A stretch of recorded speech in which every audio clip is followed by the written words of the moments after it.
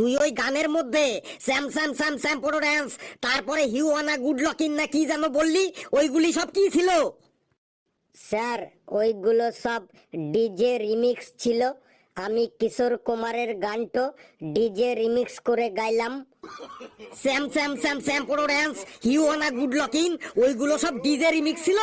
সুন্দর একটা গানকে ডিজে রিমিক্সের চক করে তুই এই হাল করলি? এই তুই দাঁড়িয়ে থাক তো, তুই দাঁড়িয়ে থাক। আজ খুব ভালো একটা মুড নিয়ে এসেছিলাম, দিলি তো আমার মেজাজটাকে গরম করে। ভালো করে গানটুকু গাইতে গিয়ে আজও ফেসে গেলাম। আমার কপালটই ফাঁসা কপাল। এই আজ তোদের ম্যাথের ক্লাস হবে, মানে অঙ্কের ক্লাস হবে। এই মন দিয়ে শোন, তোদের অঙ্কের ফর্মুলা শেখাচ্ছি। এ প্লাস বি হোল স্কয়ারের সূত্র হলো A square plus 2ab plus B square. বুঝতে পারলি তো? In an era marked by market disruptions, rapid